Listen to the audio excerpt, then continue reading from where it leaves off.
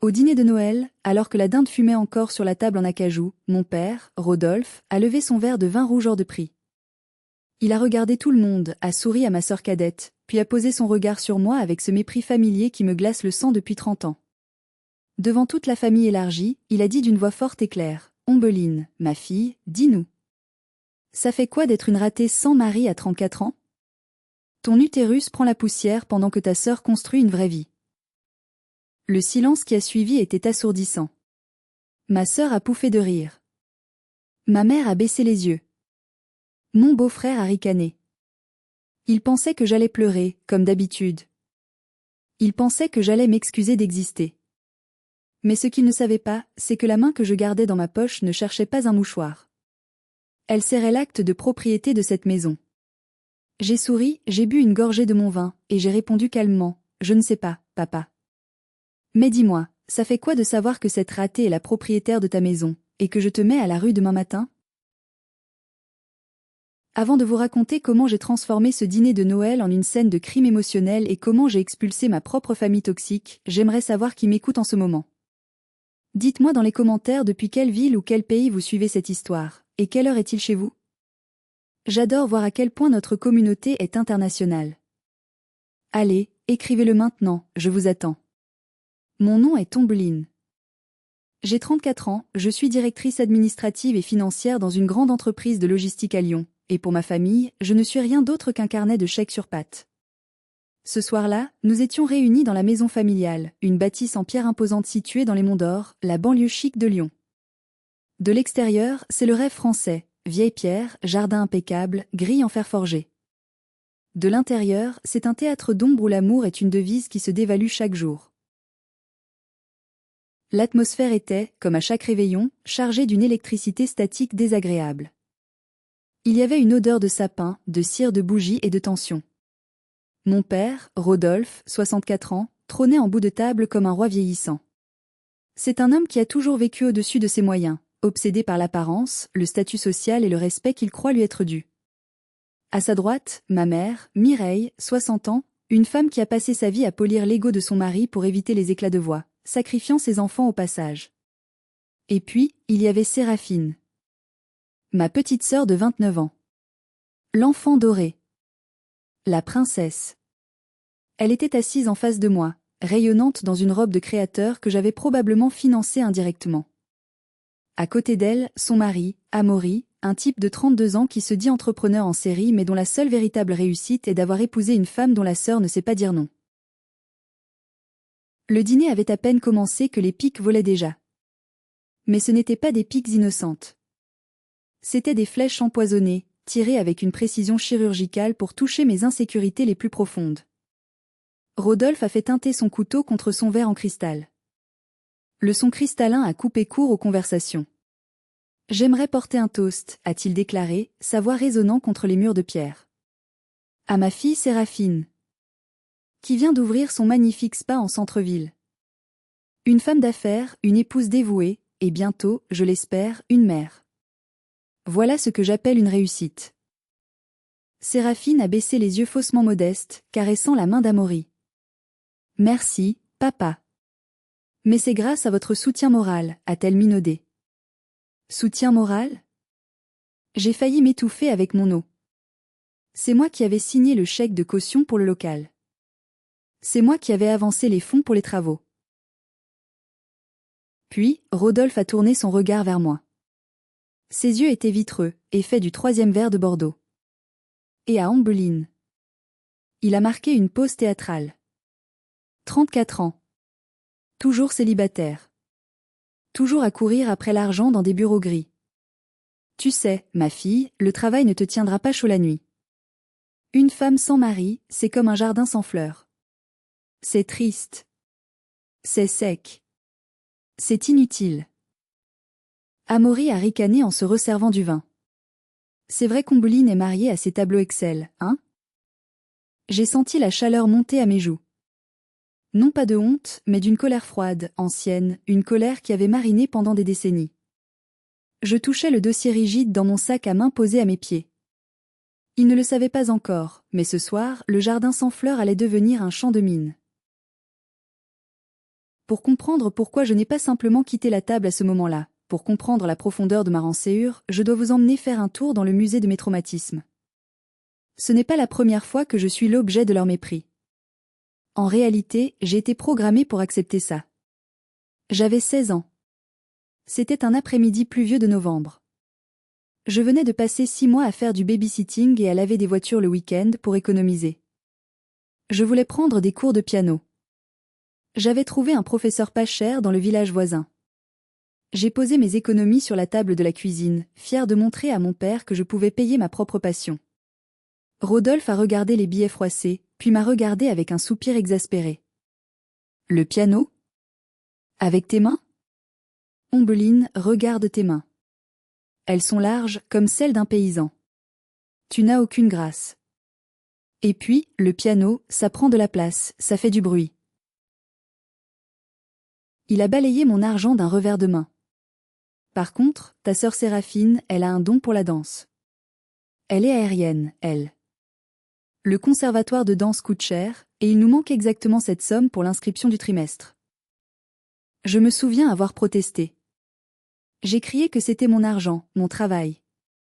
Ma mère, Mireille, m'a prise par les épaules, non pour me défendre, mais pour me faire taire. Ombeline, sois raisonnable. Ta sœur a un vrai potentiel. Toi, tu es bonne à l'école, c'est déjà bien. Ne sois pas égoïste. La famille, c'est le partage. Ils ont pris mon argent. Séraphine a fait de la danse pendant 2 mois avant d'abandonner parce que la prof était trop méchante. Mon argent s'est envolé, tout comme mes rêves de musique. J'ai appris ce jour-là que mes désirs étaient secondaires, et que mes ressources étaient destinées à financer les caprices de l'enfant roi. Avance rapide. J'ai 24 ans. Je suis à Paris, dans le grand amphithéâtre de la Sorbonne. Je viens d'obtenir mon master en finance, major de promotion. C'est l'aboutissement de 5 années de nuits blanches, de nuits instantanées et de jobs étudiants épuisants. J'ai envoyé les invitations à mes parents 3 mois à l'avance. J'ai réservé une table dans un bon restaurant. J'ai même acheté une nouvelle robe. La cérémonie commence. Je scannais la foule. Je vois les parents de mes amis, des bouquets de fleurs à la main, des larmes de fierté dans les yeux. Je cherche Rodolphe et Mireille. Je cherche Séraphine. Rien. Des sièges vides. Mon téléphone vibre dans ma poche au moment où le doyen appelle mon nom. Un message de ma mère, « Désolée ma chérie, on ne pourra pas venir. » Séraphine vient de se faire larguer par son copain, elle est dévastée. On ne peut pas la laisser seule dans cet état. On fêtera ça une autre fois. Bisous. Je suis montée sur l'estrade. J'ai pris mon diplôme. J'ai souri pour la photo officielle, mais à l'intérieur, quelque chose s'est brisé définitivement. J'ai dîné seule ce soir-là, avec mon diplôme posé sur la chaise en face de moi. J'ai compris que peu importe mes réussites, je ne serai jamais la priorité. Je ne serai jamais assez bien pour qu'on traverse la France pour moi. Retour au présent, dans cette salle à manger luxueuse. Je regarde mon père qui porte la montre de luxe que je lui ai offerte pour ses 60 ans.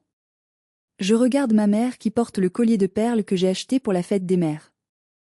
Ils portent sur eux les preuves de mon amour, tout en me crachant au visage. Amaury, la bouche pleine de foie gras, m'a sorti de mes pensées. D'ailleurs Ombeline, en parlant d'argent. J'ai lu un article sur les crypto-monnaies. Le marché est en baisse, c'est le moment d'acheter. Si tu me prêtais disons 10 000 €, je pourrais doubler ça en 1 mois et te rembourser avec intérêt. Il a dit ça avec une telle désinvolture, comme s'il me demandait le sel. Comme si mon compte en banque était une extension naturelle de leur portefeuille. J'ai senti mon estomac se nouer. Le festin des vautours avait commencé. Le dîner avançait, et l'air devenait de plus en plus irrespirable. Après l'entrée, Séraphine m'a fait signe de la suivre vers la cheminée, sous prétexte de vouloir me montrer ses nouvelles photos de vacances. Je savais ce qui allait arriver. C'était le rituel. L'isolement de la proie avant l'attaque. Nous nous sommes tenus près du feu crépitant. Elle sentait le parfum coûteux et l'insouciance. Elle a sorti son téléphone dernier cri, un autre cadeau de ma part, indirectement, et a commencé à faire défiler des photos de plages de sable blanc. C'était aux Maldives, le mois dernier, a-t-elle dit avec un soupir rêveur. C'était magique, Ombline. Tu devrais vraiment voyager plus. Tu es tellement pâle, on dirait que tu vis dans une grotte. Je travaille, Séraphine. Quelqu'un doit bien travailler, ai-je répondu sèchement. Elle a ignoré ma pique. Elle a posé sa main manucurée sur mon bras, adoptant cette expression de fausse empathie qu'elle maîtrisait à la perfection. Écoute, je voulais te parler d'un truc. Le spa, ça démarre doucement. C'est normal, c'est le début. Mais j'ai besoin d'un coup de pouce pour le marketing. Il y a cette influenceuse à Dubaï qui organise une retraite bien-être. Si j'y vais, je pourrais faire des partenariats incroyables. Je l'ai regardé droit dans les yeux. Combien? Oh, pas grand-chose. Juste 20 000 €. Ça couvre le vol en business, l'hôtel 5 étoiles et les frais d'inscription. C'est un investissement, Ombeline. 20 000 €. C'était plus que ce que beaucoup de gens gagnent en un an. Et elle me demandait ça comme si c'était de la petite monnaie pour acheter des chewing-gums. Non, ai-je dit. Son sourire s'est figé. Quoi? Non. Je ne te donnerai pas 20 000 € pour aller faire la belle à Dubaï. J'ai déjà payé le local, les travaux, le stock de produits. C'est fini, Séraphine. Débrouille-toi. Ses yeux se sont rétrécis. Le masque de la sœur aimante est tombé, révélant la petite fille gâtée et vicieuse qui sommeillait en dessous. Tu es sérieuse, a-t-elle sifflé, sa voix montant d'un octave. Tu as vu combien tu gagnes? Tu es assise sur un tas d'or et tu ne fais rien avec. Tu n'as pas de mari, pas d'enfant, personne à qui léguer tout ça. Tu vas finir vieille et seule, Ombeline. Ton argent ne te servira à rien quand tu seras dans une maison de retraite et que personne ne viendra te voir. À quoi ça sert d'être riche si tu es aussi misérable? Les mots ont frappé fort. Vieille et seule. C'était l'arme préférée de ma famille. Ils savaient exactement où appuyer. Ils utilisaient ma solitude comme une arme pour me culpabiliser, pour me faire croire que mon seul moyen d'avoir de la valeur, d'être aimé, c'était de payer. C'était du chantage affectif pur et simple. Si tu ne paies pas, tu meurs seul. J'ai senti une boule de rage monter dans ma gorge, mais je l'ai ravalée. Cette fois, c'était différent. Cette fois, je n'allais pas céder pour acheter la paix. Tu as raison, ai-je murmuré, assez fort pour qu'elle m'entende mais assez bas pour que ce soit menaçant. Je suis peut-être seule. Mais au moins, je ne suis pas un parasite. Elle a octé, choquée par ma rébellion inédite. Elle a tourné les talons et est retournée à table, le visage rouge de colère, prête à aller se plaindre à papa. Je fais une pause ici. Je veux vous poser une question très sérieuse. Mettez-vous à ma place un instant. Vous avez travaillé dur toute votre vie, vous avez réussi financièrement, mais votre propre sœur vous traite de vieille fille misérable pour vous extorquer de l'argent. Qu'est-ce que vous auriez fait? Auriez-vous cédé pour avoir la paix à Noël? Ou auriez-vous fait ce que je m'apprêtais à faire? Dites-moi dans les commentaires, j'aurais payé ou j'aurais tout brûlé. Je lis toutes vos réponses. Ce que Séraphine ignorait, ce que toute la tablée ignorait alors que je me rasseyais en lissant ma jupe, c'est que mon refus n'était pas un caprice du moment. C'était l'exécution d'une sentence prononcée 2 heures plus tôt. Juste avant le dîner, j'étais allée aux toilettes du rez-de-chaussée. Ce sont de vieilles toilettes avec des murs épais, mais la ventilation communique directement avec le bureau de mon père, situé juste à côté. J'étais en train de me laver les mains quand j'ai entendu la voix de Rodolphe. Il ne parlait pas à ma mère. Il était au téléphone, et il parlait fort, avec cette agitation nerveuse des joueurs compulsifs. Écoute, Marco, je te jure que je vais les avoir. Oui, les 50 000. Laisse-moi juste passer le réveillon. Ma fille arrive ce soir. La grande, la banquière. Elle est conne comme un balai quand il s'agit de sentiments. Je me suis figée, l'eau coulant encore sur mes mains, le cœur battant à tout rompre. J'ai coupé le robinet doucement pour mieux entendre. Je vais lui jouer le grand jeu, continuait mon père, ricanant presque. Je vais lui dire que sa mère est malade. Qu'elle a besoin d'une opération du genou en clinique privée, non remboursée, blablabla. Ou alors que la toiture va s'effondrer. Elle va paniquer. Elle a tellement peur qu'on ne l'aime plus qu'elle signera le chèque avant le dessert.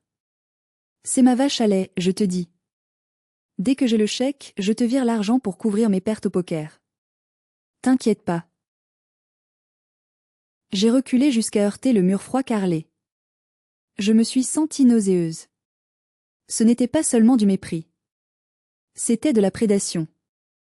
Mon propre père me voyait comme une vache à lait, une idiote utile qu'on peut manipuler en jouant sur sa peur de l'abandon. Mais le pire restait à venir. J'ai entendu la porte du bureau s'ouvrir et la voix de ma mère. Rodolphe, baisse le ton, a chuchoté Mireille. Elle vient d'arriver. Tu es sûr que ça va marcher? La dernière fois, elle a posé beaucoup de questions. T'inquiète pas, Mireille, a répondu mon père. Tu n'as qu'à pleurer un peu au moment du fromage. Dis que tu as mal, que tu n'en peux plus. Elle ne résistera pas à tes larmes. Elle est faible. D'accord, a soupiré ma mère. Mais fais vite. Je veux que cette histoire de dette soit réglée. Je veux pouvoir m'acheter ma nouvelle cuisine l'année prochaine. Je me suis regardée dans le miroir au-dessus du lavabo. Mon reflet était pâle, mais mes yeux avaient changé. Quelque chose est mort en moi à cet instant précis. L'espoir. Ce stupide, infantile et tenace espoir que mes parents m'aimaient, au moins un peu. Qu'ils étaient juste maladroits.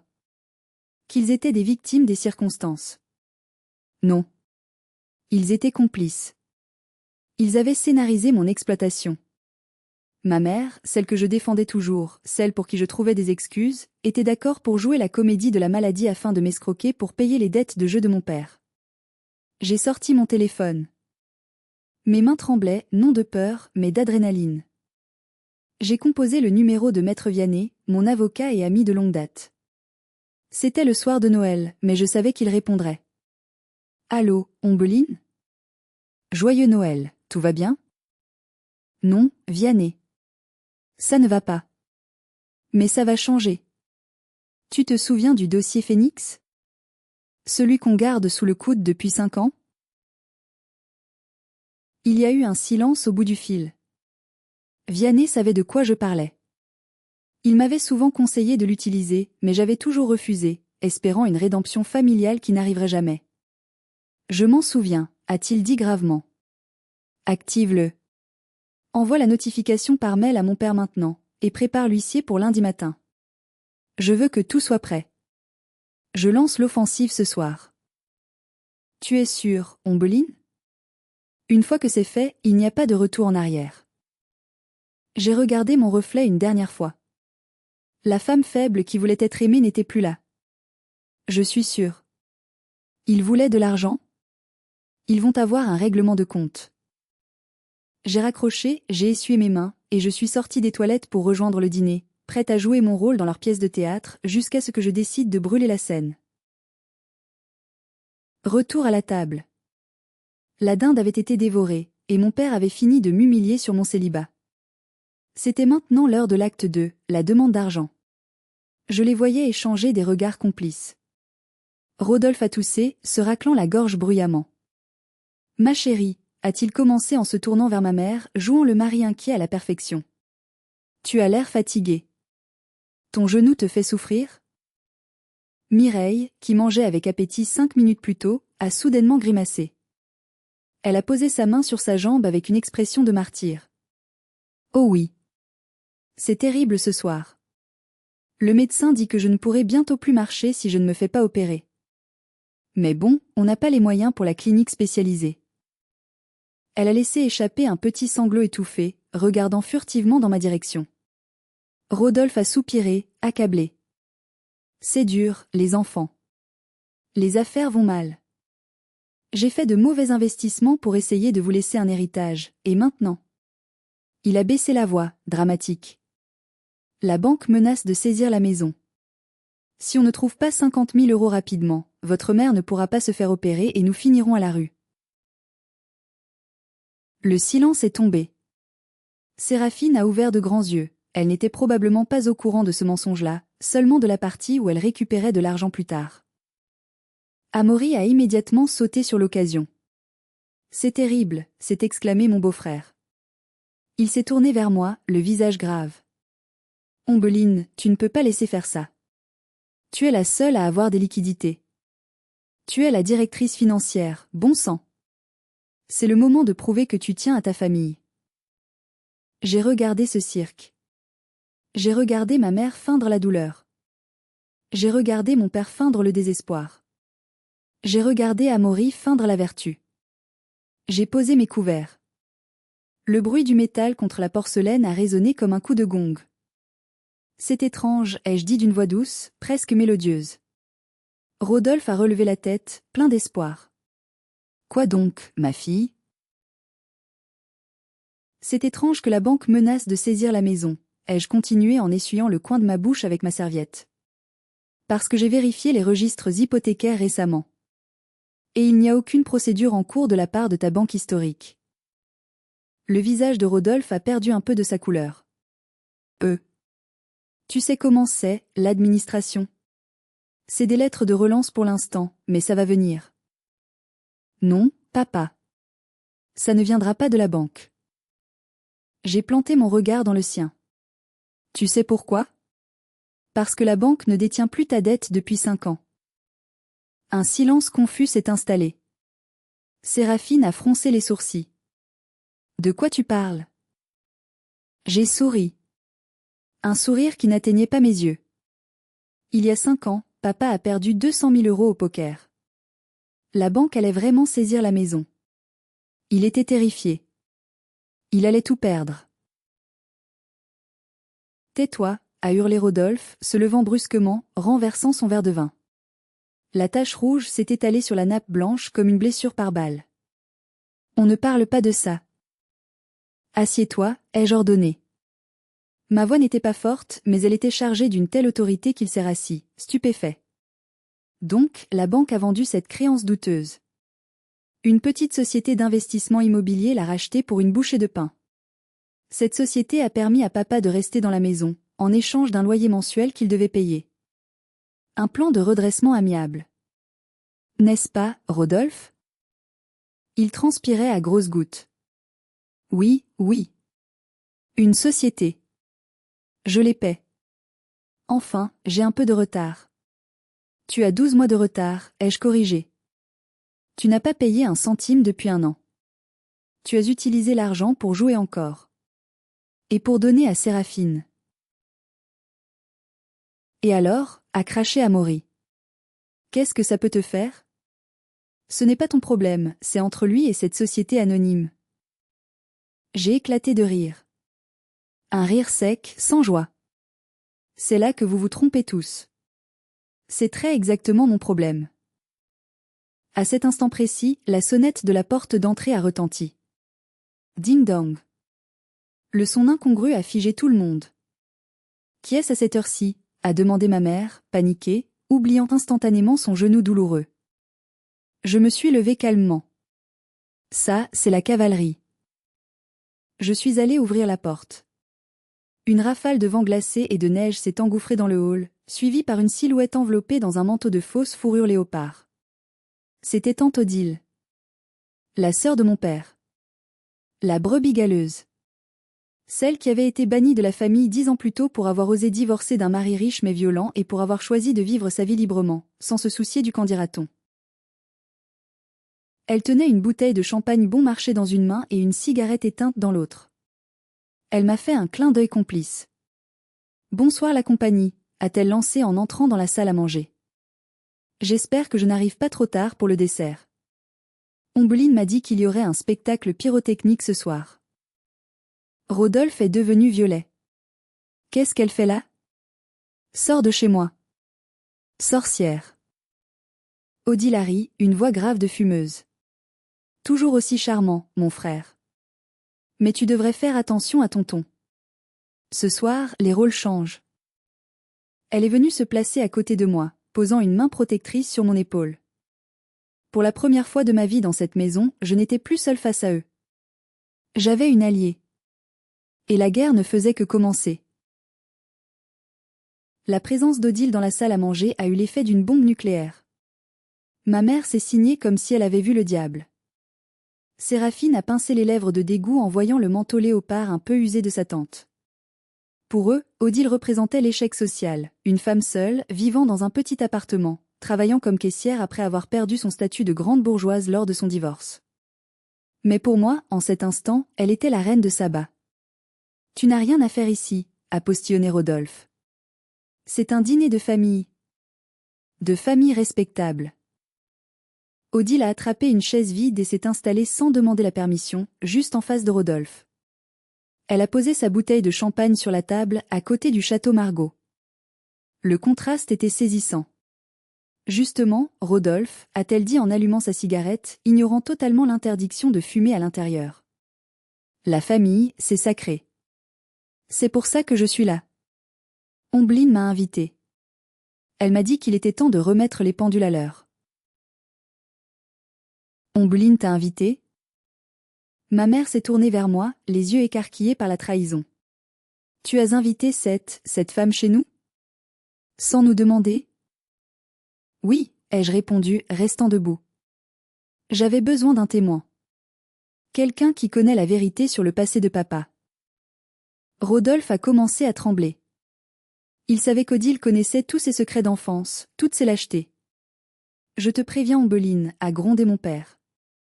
Si tu ne la mets pas dehors tout de suite, c'est toi qui pars. Et ne compte plus jamais sur nous. Tu seras déshéritée. Déshéritée? J'ai répété le mot en le savourant. Déshéritée de quoi, papa? De tes dettes? De tes mensonges? De cette maison qui tombe en ruine parce que tu n'as pas mis 1 euro dans l'entretien depuis 10 ans? Cette maison vaut une fortune, a crié Amaury, toujours obsédé par l'argent. C'est un patrimoine immobilier. Odile a soufflé un rond de fumée vers Amaury. Tais-toi, le gigolo. Tu ne sais rien. Cette maison est une coquille vide. Tout comme la tête de mon frère. La tension était à son comble. Rodolphe a contourné la table, les poings serrés, s'avançant vers moi et Odile. Il avait l'air prêt à frapper. C'était un homme qui n'avait jamais supporté qu'on lui tienne tête, surtout pas des femmes. Sortez, a-t-il hurlé. Sortez toutes les deux. Je ne veux plus voir vos visages. C'est ma maison. Je suis le maître ici. C'était le moment. Le point de bascule. Il avait prononcé les mots magiques. Ma maison. J'ai senti un calme absolu m'envahir. C'était la sensation du tireur d'élite qui a sa cible parfaitement alignée dans le viseur. J'ai plongé la main dans mon sac et j'en ai sorti le dossier bleu que je gardais précieusement depuis le début de la soirée. Ta maison? Ai-je demandé doucement. Tu es sûr de ça, Rodolphe? J'ai jeté le dossier sur la table. Il a glissé sur la nappe, renversant une salière, et s'est arrêté pile devant l'assiette de Séraphine. Ouvre-le, ai-je dit à ma sœur. Allez, ouvre-le et lis la première page. À haute voix. Séraphine a hésité. Elle a regardé son père, puis sa mère, puis moi. La curiosité et la peur se mélangeaient dans ses yeux. D'une main tremblante, elle a ouvert la chemise cartonnée. C'est un acte notarié, a-t-elle bégayé. Lis le nom du propriétaire, ai-je ordonné. Elle a plissé les yeux. Propriétaire unique et titulaire de la créance hypothécaire, Société civile immobilière Sido-Imo. Elle s'est arrêtée, confuse. C'est qui Sido-Imo? Continue, a dit Odile avec un sourire carnassier. Lis le nom de la gérante associée unique. Séraphine a blêmi. Elle a levé les yeux vers moi, la bouche ouverte. Gérante. Ombeline. Elle a prononcé mon nom comme si c'était une insulte. C'est toi? Un silence de mort est tombé sur la pièce. Plus personne ne bougeait. Même la fumée de la cigarette d'Odile semblait s'être figée. Rodolphe s'est effondré sur sa chaise comme si on venait de lui couper les tendons. Quoi? A-t-il soufflé. Ce n'est pas possible. La société, c'est des investisseurs parisiens. Je leur parle au téléphone. Tu parles à mon assistant juridique, papa, ai-je expliqué, ma voix tranchante comme un scalpel. Il y a 5 ans, quand la banque allait te mettre dehors, j'ai créé cette société. J'ai racheté ta dette toxique. J'ai utilisé toutes mes économies, j'ai fait un prêt personnel sur 10 ans. J'ai tout risqué pour sauver ce toit au-dessus de ta tête. Je me suis approchée de lui. Il semblait soudain tout petit, ratatiné. Je l'ai fait parce que je t'aimais. Parce que je pensais qu'en te sauvant, tu me verrais enfin. Je pensais que tu serais reconnaissant. J'ai mis en place un loyer modéré, juste de quoi couvrir les intérêts de mon propre prêt. Je t'ai laissé croire que c'était des étrangers pour préserver ta précieuse fierté. J'ai frappé du poing sur la table, faisant sursauter tout le monde. Et comment tu m'as remercié? En arrêtant de payer le loyer il y a 1 an. En utilisant cet argent pour gâter Séraphine et Amaury. Et ce soir, tu m'humilies devant tout le monde. Tu me traites de raté. Tu me dis que sans mari, je ne suis rien. J'ai pointé un doigt accusateur vers son visage. Eh bien, Rodolphe, regarde la réalité en face. La ratée sans mari est celle qui possède les murs dans lesquels tu dors. La ratée est celle qui a nourri ton ego pendant 5 ans. Mais c'est fini. Amaury, qui avait été silencieux, s'est levé, le visage rouge de colère. Il voyait son héritage potentiel s'évaporer. C'est de l'abus de confiance. Tu as piégé ton propre père. C'est illégal. On va te traîner en justice. J'ai sorti mon téléphone et j'ai appuyé sur lecture. La voix de Maître Vianney a résonné, amplifiée par le haut-parleur dans le silence de la cathédrale. Bonsoir à tous.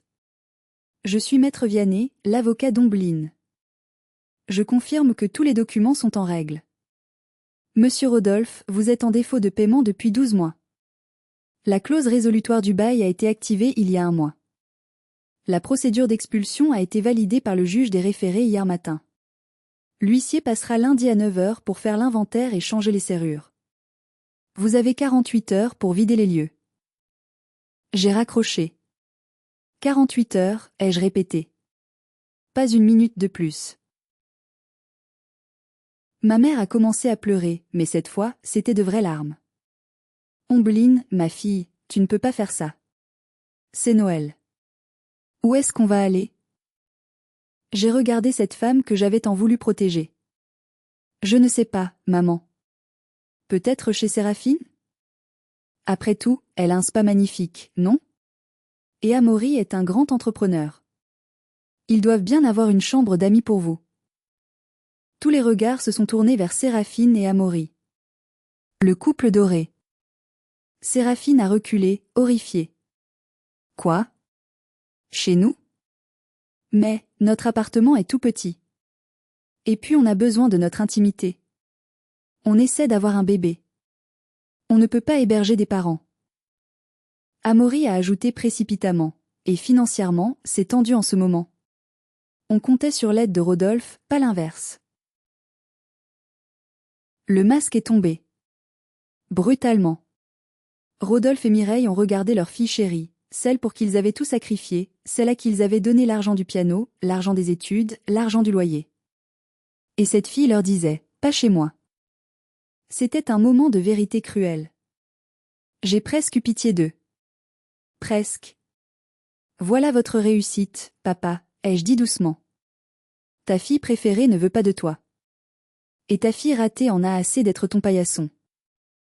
Rodolphe s'est levé, tremblant de rage et d'humiliation. Tu es un monstre, Ombeline. Un monstre froid et calculateur. Je t'ai donné la vie. Et tu as passé 34 ans à essayer de me la gâcher, ai-je rétorqué.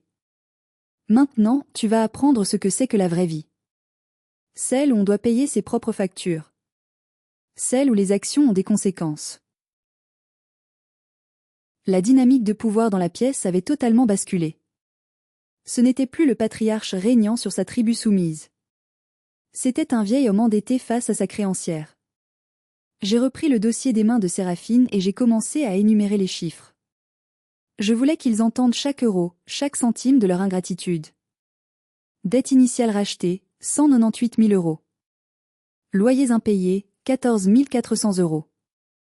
Frais de procédure, 2 500 euros.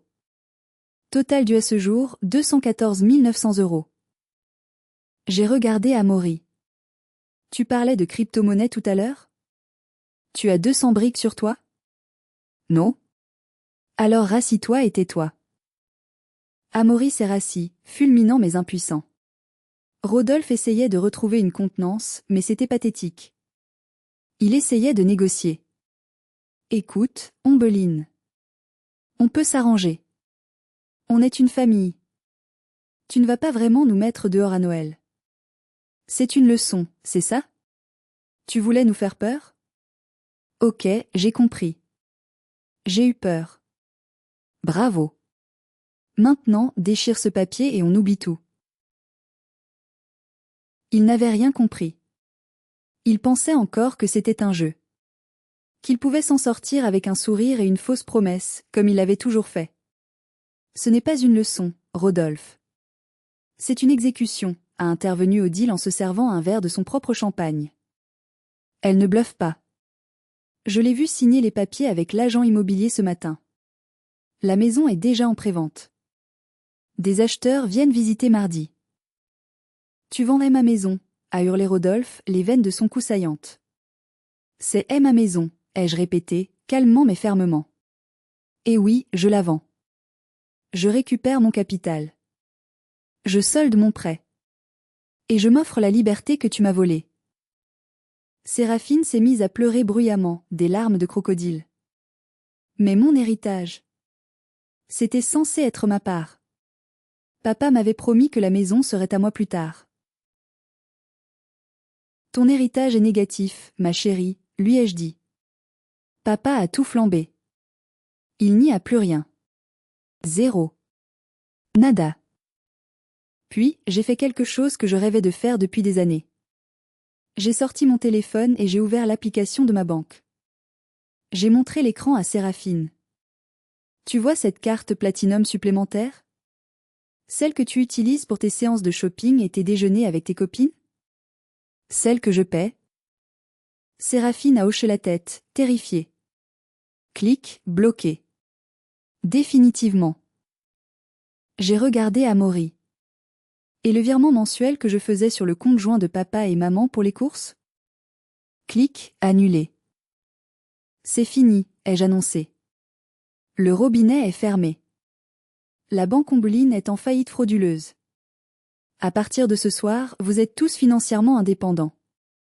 Bonne chance. C'était une sensation enivrante. C'était comme enlever un corset trop serré que j'aurais porté toute ma vie. Je pouvais enfin respirer. J'ai vu la terreur pure dans leurs yeux. Pas la terreur de me perdre moi, mais la terreur de perdre mon argent.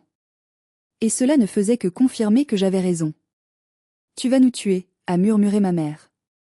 Ton père ne supportera pas ça. Il a le cœur fragile. Il a l'ego fragile, maman, pas le cœur, ai-je corrigé. Et toi? Tu vas faire quoi? Tu vas le suivre dans sa chute? Tu vas aller vivre dans un foyer pour sans-abri avec l'Ipars qu'il a joué l'argent du loyer? Mireille a regardé son mari. Pour la première fois, elle ne le voyait pas comme le chef de famille fort et protecteur, mais comme le boulet qu'il était. Un homme qui mentait, qui trichait, et qui venait de tout perdre. Je ne sais pas, a-t-elle balbutié. J'ai ramassé mon sac et mon manteau. La soirée touchait à sa fin. Le spectacle était terminé. J'y vais, ai-je dit. J'ai un appartement chaud et calme qui m'attend. Sans dette. Sans cri. Sans mépris. Je me suis dirigée vers la porte d'entrée, suivie par Odile. La neige tombait toujours dehors, recouvrant le monde d'un manteau blanc et pur. J'avais la main sur la poignée quand j'ai entendu des pas précipités derrière moi. C'était ma mère. Elle m'a rattrapée dans le hall d'entrée glaciale. Elle ne portait qu'un gilet fin, et elle grelottait. Ombeline, attends. Je me suis retournée. Rodolphe était resté dans la salle à manger, probablement en train de se verser un autre verre pour noyer la réalité. Séraphine et Amaury se disputaient déjà à voix basse, s'accusant mutuellement de ne pas avoir été assez gentils avec moi. Quoi, maman? Elle m'a regardée avec des yeux perdus. Tu ne peux pas me laisser ici. Tu ne peux pas me laisser avec lui. Il est fou de rage. Il va tout casser. J'ai peur. C'était le moment de vérité. Le test ultime. Je ne te laisse pas, maman. Je te donne un choix. C'est très différent. J'ai sorti une clé de ma poche. Pas la clé de cette maison maudite, mais une clé neuve, brillante. J'ai acheté un studio à Lyon, dans le 6e arrondissement. Pas loin de chez moi. C'est petit, mais c'est propre, lumineux, et c'est à mon nom. J'avais prévu ça pour toi. Pour le jour où tu ouvrirais les yeux. Elle a regardé la clé comme si c'était un objet magique. Tu peux venir avec moi. Maintenant. Tu montes dans ma voiture, on va chercher tes affaires essentielles, et tu quittes Rodolphe. Tu demandes le divorce. Tu commences une nouvelle vie. Je t'aiderai. Je ne te donnerai pas d'argent liquide, mais je veillerai à ce que tu aies un toit et à manger. Mais, et ton père, a-t-elle demandé, la voix tremblante. Rodolphe se débrouillera. Il a ses frères de jeu. Il a Séraphine. Ou pas. Ce n'est plus ton problème et ce n'est plus le mien. J'ai tendu la clé vers elle. C'est à prendre ou à laisser, maman. Si tu restes ce soir, si tu retournes dans cette salle à manger pour le consoler, pour lui dire que je suis une méchante fille, alors c'est fini. Je ne reviendrai pas. Tu couleras avec le navire. À l'intérieur, on a entendu le bruit de verre brisé. Rodolphe venait probablement de lancer une bouteille contre le mur. Salope! Ingrate, hurlait-il. Sa voix était celle d'un animal blessé et dangereux. Mireille a sursauté. Elle a regardé vers la porte du salon, puis vers la porte d'entrée ouverte sur la nuit enneigée. Elle a regardé la clé dans ma main. C'était un combat titanesque dans son esprit. Des décennies de conditionnement, de soumission, de qu'en dira-t-on, contre l'instinct de survie. Puis, doucement, elle a tendu la main. Ses doigts rugueux ont effleuré les miens. Elle a pris la clé. Je viens, a-t-elle chuchoté. Je ne peux plus. Je suis fatiguée d'avoir peur. Elle a couru vers le placard de l'entrée, a attrapé son manteau, son sac à main et ses bottes. Elle n'est pas retournée dire au revoir. Elle n'a rien pris d'autre. Pas de photos, pas de bijoux. Juste elle-même. Odile a souri, un vrai sourire chaleureux cette fois.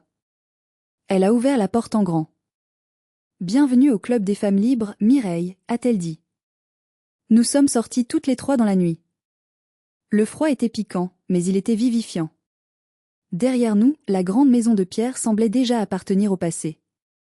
Une coquille vide habitée par des fantômes en colère. J'ai démarré ma voiture.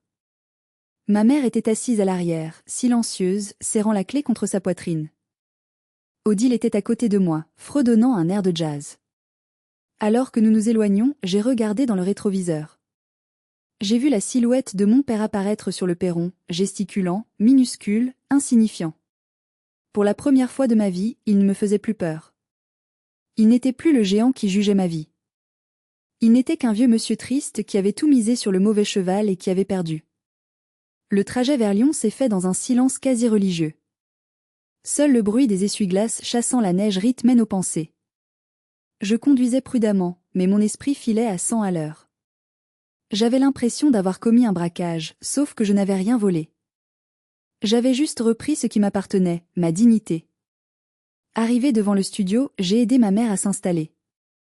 L'endroit était modeste, meublé simplement, mais il y avait du chauffage, un lit propre et un frigo plein. Mireille s'est assise sur le bord du lit, toujours son manteau sur le dos. Elle avait l'air d'une réfugiée de guerre. « Merci, Ombeline », a-t-elle dit, la voix cassée. Je ne sais pas comment je vais te rembourser. Tu ne me rembourseras pas en argent, maman, ai-je répondu en lui préparant une tasse de thé. Tu me rembourseras en vivant. En arrêtant d'être sa victime. En arrêtant de favoriser Séraphine. Je veux une mère, pas une complice. Elle a hoché la tête, les larmes coulant silencieusement sur ses joues. Je suis désolée. Pour le piano. Pour ton diplôme. Pour tout. J'étais faible. Je sais, ai-je dit. Je ne l'ai pas prise dans mes bras. C'était trop tôt. La blessure était trop fraîche. Le pardon viendrait peut-être, mais il faudrait du temps. Repose-toi. On parlera demain. J'ai laissé Odile avec elle pour la première nuit et je suis rentrée chez moi, dans mon propre appartement. Quand j'ai fermé la porte à double tour, je me suis adossée contre le battant et j'ai glissé jusqu'au sol. J'ai pleuré. Pas de tristesse. De soulagement. Un torrent de larmes qu'il avait 30 ans de frustration. J'avais l'impression que mes poumons s'ouvraient enfin complètement. J'étais seule, oui. Pas de mari, pas d'enfant dans l'immédiat. Mais j'étais puissante. J'étais libre. Et pour la première fois, j'étais fière de moi. Les jours suivants ont été un tourbillon administratif. Lundi matin, comme promis, l'huissier s'est présenté à la maison des Monts d'Or. Rodolphe a essayé de résister, a menacé, a pleuré. Amaury a essayé de négocier un délai. L'huissier, un professionnel impassible, a simplement fait son travail. Les serrures ont été changées. Rodolphe s'est retrouvé sur le trottoir avec 2 valises. Il a appelé Séraphine. Elle n'a pas répondu. Il a appelé ses amis de poker. Ils étaient tous occupés. Il a fini dans un motel miteux en périphérie de la ville. Séraphine, privée de ma carte de crédit et de l'aide de papa, a dû fermer son spa 2 mois plus tard. Sans surprise, Amaury l'a quitté dès que l'argent s'est tari, prétextant qu'il n'avait plus les mêmes objectifs de vie. Elle est retournée vivre en colocation et a dû trouver un vrai travail comme vendeuse. C'était la meilleure chose qui pouvait lui arriver. La maison a été vendue rapidement. Le marché était bon. J'ai récupéré mon investissement, remboursé mon prêt, et j'ai même fait une petite plus-value. J'ai utilisé cet argent pour créer un fonds d'urgence pour ma mère, géré par moi, bien sûr. Pas un centime ne irait à Rodolphe. 6 mois ont passé depuis ce Noël explosif. Je suis assise à la terrasse d'un café à Paris, où je suis venue passer le week-end. Il fait beau. Je bois un café crème et je regarde les passants. Mon téléphone vibre. C'est un message de ma mère. Une photo. Elle est dans son petit studio, elle a replanté des géraniums sur son balcon. Elle sourit. Elle a l'air 10 ans plus jeune. Elle a entamé la procédure de divorce et a même rejoint un club de lecture avec tante Odile. Rodolphe? Je n'ai plus de nouvelles directes. Je sais par Odile qu'il vit dans un petit HLM, qu'il vit de sa retraite de base et qu'il passe ses journées à raconter à qui veut l'entendre que ses enfants sont des ingrats qui l'ont dépouillé. Il ne changera jamais. Mais ce n'est plus mon fardeau. C'est juste une histoire triste que je connais, mais dont je ne suis plus l'héroïne tragique. Séraphine m'a envoyé un message hier. Pas d'insulte, pas de demande d'argent. Juste, j'ai vu maman. Elle a l'air bien. Merci. C'est un début. Peut-être qu'un jour, nous serons des sœurs. De vraies sœurs, d'égal à égal, pas une banque et sa cliente. Je repense à ce que mon père a dit ce soir-là. Une femme sans mari est un échec. Je regarde autour de moi. Je vois ma vie. J'ai une carrière que j'aime. J'ai des amis fidèles. J'ai sauvé ma mère. J'ai une tante géniale. Et j'ai une paix intérieure que tout l'argent de Rodolphe n'aurait jamais pu acheter. Si c'est ça, être un échec, alors je suis la ratée la plus heureuse du monde. J'ai appris une leçon vitale, la famille, ce n'est pas le sang. Le sang, c'est juste de la biologie. La famille, c'est le respect. C'est la réciprocité. C'est ceux qui vous soutiennent quand vous tombez, pas ceux qui vous poussent pour voir si vous allez casser. On nous apprend, surtout aux femmes, à être des soigneuses, à tout sacrifier pour maintenir le lien familial, à pardonner l'impardonnable au nom de l'amour filial. C'est un mensonge. Parfois, l'acte d'amour le plus fort que vous puissiez faire, c'est de couper le cordon. C'est de dire non. C'est de vous sauver vous-même. J'ai fini mon café. Je vais me promener le long de la Seine. Seule. Et pour la première fois, je ne me sens pas seule. Je me sens complète. Mon histoire touche à sa fin, mais la vôtre continue. J'ai partagé cette tranche de ma vie, aussi douloureuse et brutale soit-elle, parce que je sais que je ne suis pas la seule. Je sais qu'il y a parmi vous des omblines. Des personnes qui donnent tout et ne reçoivent rien. Des personnes qu'on traite de vaches à lait, de bouche-trou, ou de ratées parce qu'elles ne suivent pas le scénario traditionnel. Je veux vous dire une chose, vous avez le pouvoir. Vous avez le droit de dire stop. Vous avez le droit de fermer le robinet, qu'il soit financier ou émotionnel. Vous avez le droit de passer un Noël seul avec une pizza et un bon film plutôt qu'entouré de gens qui vous méprisent. Ce soir de Noël, j'ai perdu une famille, mais j'ai gagné ma vie. J'ai transformé mon plus grand traumatisme en ma plus grande victoire. Et croyez-moi, la vengeance est un plat qui se mange froid, mais la liberté, elle, se déguste chaude, chaque matin, au réveil. Voilà, c'était mon histoire. Celle de la fille qui a viré son père le soir de Noël. Une méchante? Une héroïne? Juste une femme qui a décidé d'arrêter de payer pour être insultée. Maintenant, c'est à vous. Si cette histoire vous a touché, si elle a réveillé quelque chose en vous, s'il vous plaît, faites 3 choses pour moi. Premièrement, abonnez-vous à la chaîne. On partage ici des histoires vraies, brutes, sans filtre. Deuxièmement, laissez un like. C'est un petit geste pour vous, mais ça aide énormément la chaîne à faire entendre ses voix. Et troisièmement, et c'est le plus important, commentez. Dites-moi ce que vous pensez de ma décision. Dites-moi si vous avez déjà vécu une situation similaire. Est-ce que j'ai été trop dur avec ma mère? Est-ce que Rodolphe méritait une seconde chance? Je lirai chacun de vos commentaires. Prenez soin de vous, et n'oubliez jamais, vous valez plus que ce que vous donnez. À bientôt.